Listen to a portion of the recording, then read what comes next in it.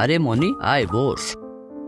দুদিনের জন্য ছুটি তো পাওয়া গেল, চলো না একটা জায়গা থেকে ঘুরে আসি। তা কোথায় যাবি ভাবছিস?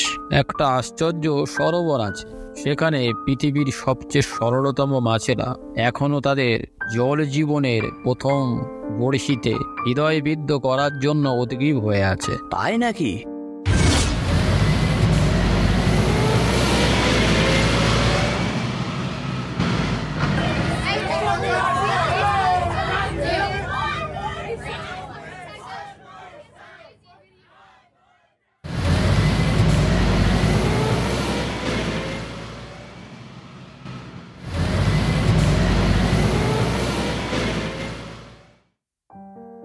এ আবার কোথায় এসে পড়লাম রে বাবা?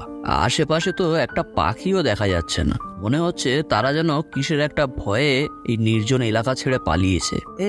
কি বাজে ভ্যাপসা গন্ধ রে বাবা, মনে হচ্ছে এই জলা থেকে আসছে।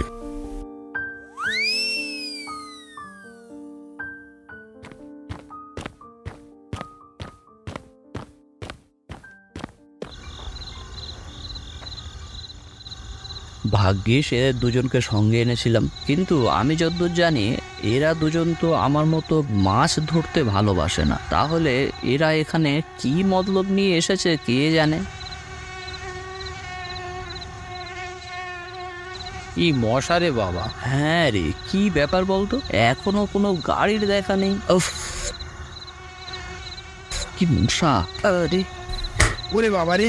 উফ, চল বরং ফিরে যাই। মনে হয় গাড়ি আসছে।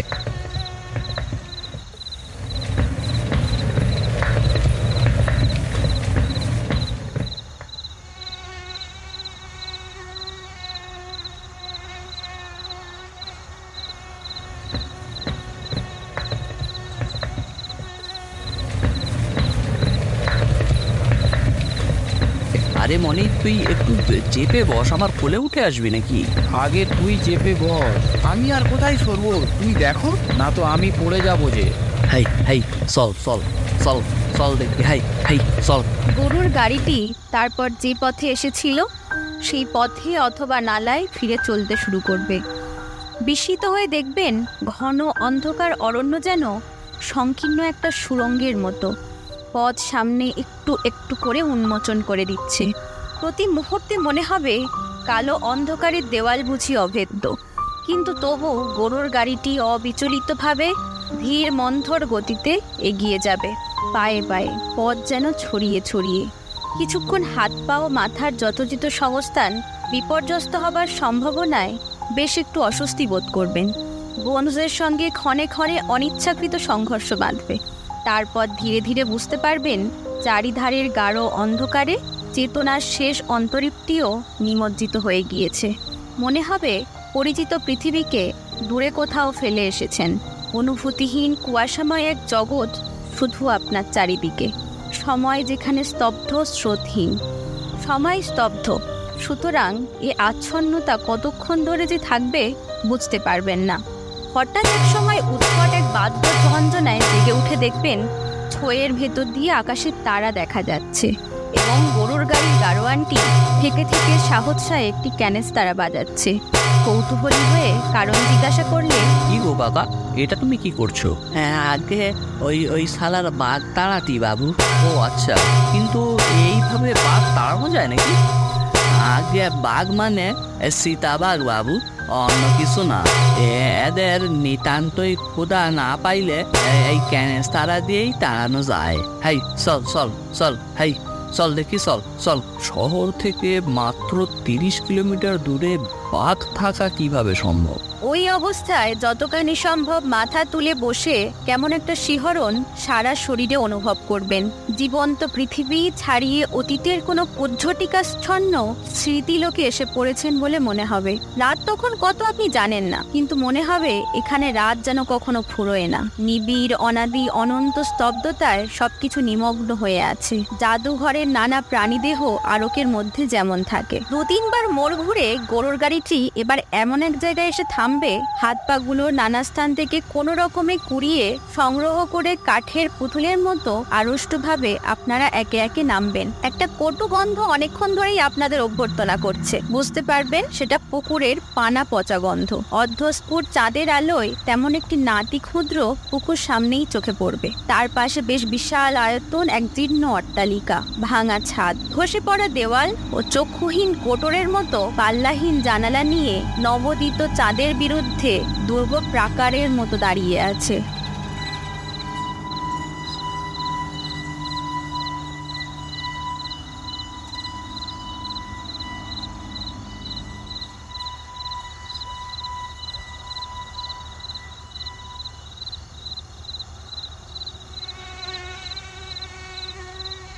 বাবা, এ তো দেখছি সবচেয়ে বড় কুলীন ম্যালেরিয়া দেবীর অদ্বিতীয় বাহন অ্যানাফেলিস মশা। উফ, প্রচণ্ড গরম।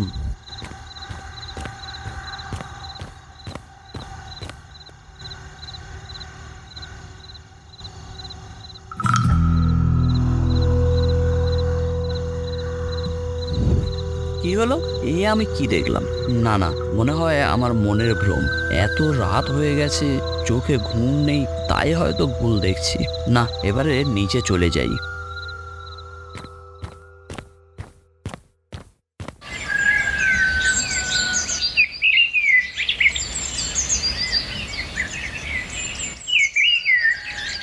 অবশেষে এই রাতের দেশেও তাহলে সকাল হলো।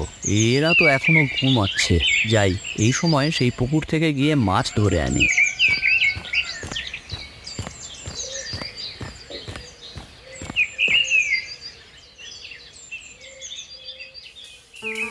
বেলা বাড়লো।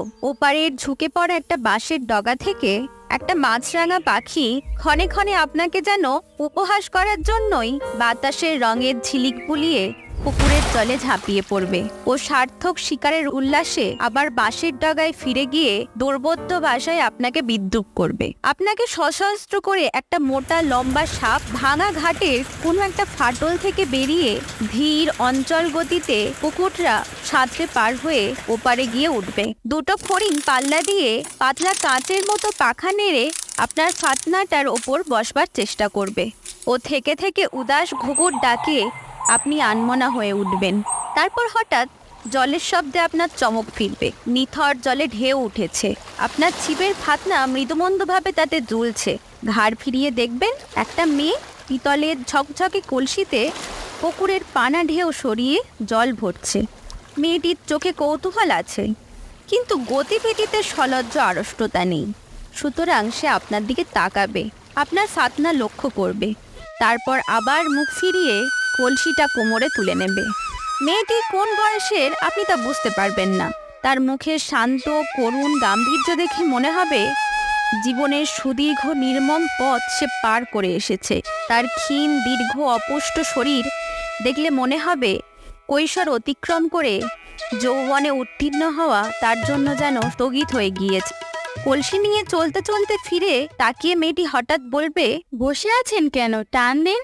সে কণ্ঠ এমন শান্ত মধুর ও গম্ভীর যে এভাবে আপনা থেকে অপরিচিতের সঙ্গে কথা বলা আপনার মোটেই অস্বাভাবিক ঠেকবে না। শুধু আকস্মিক চমকের দরুন বিহ্বল হয়ে ছিপে টান দিতে আপনি ভুলে যাবেন। তারপর ডুবে যাওয়া ফাতনা আবার ভেসে উঠবার পর ছিপ তুলে দেখবেন বড়শিতে টোপ আর নেই। একটু অপ্রস্তুত হওয়া মেয়েটির দিকে আপনাকে এবার তাকাতেই হবে। সেও মুখ ফিরিয়ে শান্ত ধীর পদে ঘাট ছেড়ে চলে যাবে, কিন্তু মনে হবে মুখ ফেরাবার চকিত মুহূর্তে যেন একটু দীপ্ত হাসির আভাস সেই করুণ শান্ত করুণ মুখে খেলে গিয়েছে।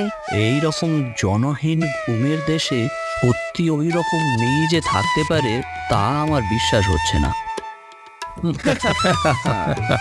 এসো বন্ধু, এসো। এত চেষ্টা করেও একটা পুঁটিও গাঁথতে পারলে না। না না, বন্ধু আমার মাছ নয়, মাছরাঙা ধরতে গিয়েছিল। তোদের এসব কথা কে বলেছে শুনি? কে আবার বলবো, এইমাত্র যামিনী নিজের চোখে দেখে এলো যে। যামিনী আবার কে? আরে ওই যে পুকুর ঘাটের মেয়েটা, ও তো আমার আত্মীয়। আজ দুপুরের খাওয়াটা তো ওদের বাড়িতেই হবে। তার মানে কাল রাতে ওই বাড়িতে যে ছায়া মূর্তি দেখেছিলাম এই কি তাহলে? যাই হোক,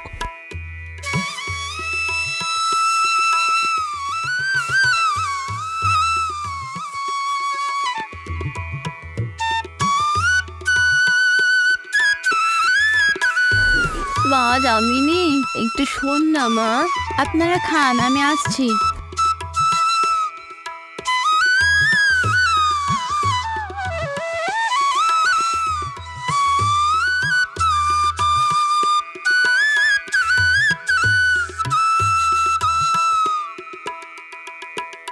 কই রে মা যামিনী, কোথায় গেলে?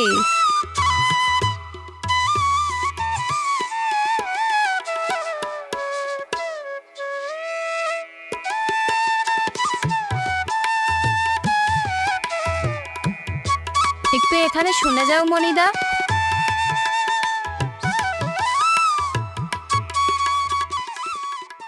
বলো কি হয়েছে? মা তো কিছুতেই শুনছে না। তোমাদের আসার খবর পাওয়া অবধি কি যে অস্থির হয়ে উঠেছে, কি বলবো। ওহ, সেই খেয়াল এখনো। নিরঞ্জন এসেছে ভাবছেন বুঝি? হ্যাঁ, কেবলই বলছেন সে নিশ্চয়ই এসেছে, শুধু লজ্জায় আমার সঙ্গে দেখা করতে পারছে না। আমি জানি, তাকে ডেকে দে। কেন তুই আমার কাছে লুকাচ্ছিস? কি যে আমি করব ভেবে পাচ্ছি না। অন্ধ হয়ে যাওয়ার পর থেকে আজকাল এত অধৈর্যতা বেড়েছে যে কোনো কথা বোঝালে বোঝেন না। রেগে মাথা খুঁড়ে এমন কাণ্ড করেন যে তখন আমার প্রাণ বাঁচানোর দায় হয়ে ওঠে। এ তো বড় মুশকিল দেখছি। চোখ থাকলেও না হয় দেখিয়ে দিতাম যে যারা এসেছে তাদের কেউ নিরঞ্জন নয়। কি হলো মা যামিনী? ওরা কি চলে গেল? তুমি একবারটি চলো মনিদা, যদি একটু বুঝিয়ে সুঝিয়ে ঠান্ডা করতে পারো। আচ্ছা তুই যা, আমি আসছি। এ এক আচ্ছা জ্বালা হয়েছে। যা হোক, বুড়ির হাত পা পড়ে গেছে, চোখ নেই, তবু বুড়ি পণ করে বসে আছে, কিছুতেই মরবে না। ব্যাপারটা কি রে? ব্যাপার আর কি, নিরঞ্জন বলে ওর দূর সম্পর্কের এক বোনপোর সঙ্গে ছেলেবেলায় যামিনীর সম্বন্ধ উনি ঠিক করেছিলেন। বছর 4 আগেও সে ছোকরা এসে ওকে বলে গিয়েছিল বিদেশে চাকরি থেকে ফিরে ওর মেয়েকে সে বিয়ে করুক। সেই থেকে বুড়ি এই অজগর পুরীর ভেতর বসে সেই আশায় দিন গুনছে। নিরঞ্জন কি এখনো বিদেশ থেকে ফেরেনি? আরে সে বিদেশে গিয়েছিল কবে যে ফিরবে? নেহাত বুড়ি নাছোড় বান্দা বলে তাকে এই ধাপ্পা দিয়ে গিয়েছিল। এমন ঘুটে কুড়েনির মেয়েকে উদ্ধার করতে তার দায় পড়েছে। সে কবে বিয়েটা করে দিব্যি সংসার করছে, কিন্তু সে কথা ওকে বলে কে? বললে বিশ্বাসই করবে না। আর বিশ্বাস যদি করেন তাহলে এখনই তো দম ছুটে অক্কা। কে মিছিমিছি পাতকের ভাগী হবে? যামিনী নিরঞ্জনের কথা জানে? তার জানে না, কিন্তু মার কাছে বলবার উপায় তো নেই। যাই, কর্মভোগ সেরে আসি। চল, আমিও যাব। তুমি যাবে? হ্যাঁ, কেন, কোনো আপত্তি আছে গেলে? না না, আপত্তি কেন, এসো এসো। সংকীর্ণ অন্ধকার ভাঙা সিঁড়ি দিয়ে যে ঘরটিতে আপনি পৌঁছাবেন, মনে হবে ওপরে নয়, মাটির তলার সুড়ঙ্গেই বুঝি তার স্থান। একটি মাত্র জানালা, তাও বন্ধ। বাইরের আলো থেকে এসে প্রথমে আপনার চোখে সবই ঝাপসা ঠেকবে। তারপর টের পাবেন প্রায় ঘরজোড়া একটি ভাঙা তক্তপোষে ছিন্ন কন্থা জড়িত একটা শীর্ণ কঙ্কালসার মূর্তি শুয়ে আছে। তক্তপোষের একপাশে যামিনী পাথরের মূর্তির মতো দাঁড়িয়ে। কে নিরঞ্জন এলি? অভাগী মাসিকে এতদিনে মনে পড়লো বাবা? তুই আসবি বলে প্রাণটা যে আমার কলটা এসে আটকেছে। কিছুতেই যে নিশ্চিন্ত হয়ে মরতে পারছিলাম না। এবার তো আর অমন করে পালাবি না? না মাসি, আর পালাবো না। আমি জানতাম তুই না এসে পারবি না বাবা, তাই তো এমন করে এই প্রেতপুরি পাহারা দিয়ে দিন গুনছি। যামিনীকে নিয়ে তুই সুখী হবি বাবা। আমার পেটে হয়েছে বলে বলছি না, এমন হয় না। শোকে তাতে বুড়ো হয়ে মাথা ঠিক নেই, রাত দিন খিটখিট করে। মেয়েটাকে যে কত যন্ত্রণা দিই তা কি আমি জানি না? তো মুখেও রানী। এই শ্মশানের দেশ, 10টা বাড়ি খুঁজলে একটা পুরুষ মেলে না। আমার মতো ঘাটের মরারা শুধু ভাঙা ইট আগড়ে এখানে সেখানে ঠুকছে। এর মধ্যে একাধারে মেয়ে পুরুষ হয়ে কি না করছে। যামিনীকে তুই নিবি তো বাবা? তোর শেষ কথা না পেলে আমি মরেও শান্তি পাবো না। আমি তোমাকে কথা দিচ্ছি মাসি, আমার কথার কোনো নড়চড় হবে না।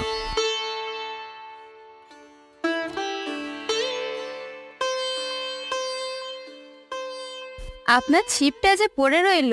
থাক না, এবারে পারিনি বলে তেলেনা পোতার মাছ কি আমাকে বারবার ফাঁকি দেবে? যামিনী মুখ ফিরিয়ে নেবে না, ঠোঁট থেকে নয়, মনে হবে তার চোখের ভেতর থেকে মধুর একটা সকৃতজ্ঞ হাসি শরতের শুভ্র মেঘের মতো আপনার হৃদয়ের দিগন্ত স্নিগ্ধ করে ভেসে যাচ্ছে।